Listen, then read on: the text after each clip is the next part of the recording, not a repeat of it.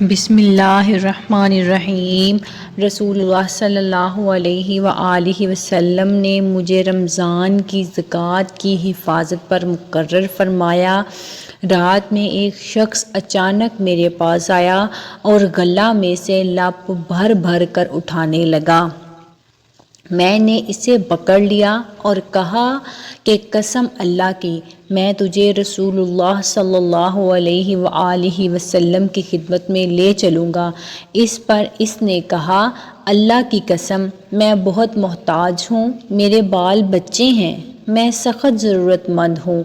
حضرت ابو ہریرہ رضی اللہ تعالی عنہ نے کہا، اس کے اظہار معذرت پر میں نے اسے چھوڑ دیا۔ صبح ہوئی تو رسول کریم صلی اللہ علیہ وآلہ وسلم نے مجھ سے پوچھا، اے ابو ہریرہ، گزشتہ رات تمہارے قیدی نے کیا کہا تھا؟ میں نے کہا، یا رسول اللہ صلی اللہ علیہ وآلہ وسلم، اس نے سخت ضرورت اور بال بچوں کا رونا رویا، اس لیے مجھے اس پر رحم آ گیا اور میں نے اسے چھوڑ دیا۔ آپ صلی اللہ علیہ وآلہ وسلم نے فرمایا، وہ تم سے جھوٹ بول کر گیا ہے، ابھی وہ پھر آئے گا۔ رسول کریم صلی اللہ علیہ وآلہ وسلم کے اس فرمانے کی وجہ سے مجھ کو یقین تھا کہ وہ پھر ضرور آئے گا، اس لیے میں اس کی طاق میں لگا رہا، اور جب وہ دوسری رات آ کے پھر گلہ اٹھانے لگا تو میں نے اسے پکڑا اور کہا، تجھے رسول کریم صلی اللہ علیہ وآلہ وسلم کی خدمت میں حاضر کروں گا، لیکن اب بھی اس کی وہی التجا تھی کہ مجھے چھوڑ دے، میں محتاج ہوں، بال بچوں کا بوجھ میرے سر پر ہے، اب میں کبھی نہ آؤں گا۔ مجھے رحم آ گیا اور میں نے پھر اسے چھوڑ دیا۔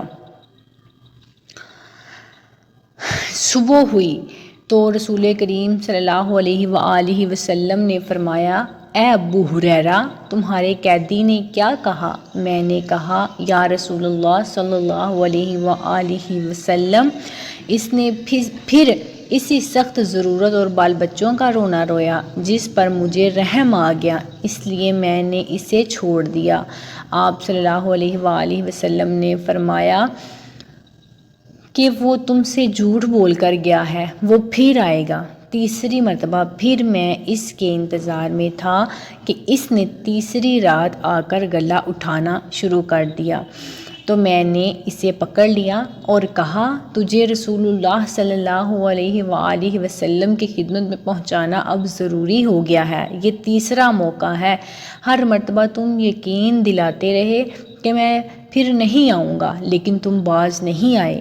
اس نے کہا کہ اس مرتبہ مجھے چھوڑ دے، میں تمہیں ایسے چند کلمات سکھاؤں گا جس سے اللہ تعالیٰ تمہیں فائدہ پہنچائے گا۔ میں نے پوچھا، وہ کلمات کیا ہیں؟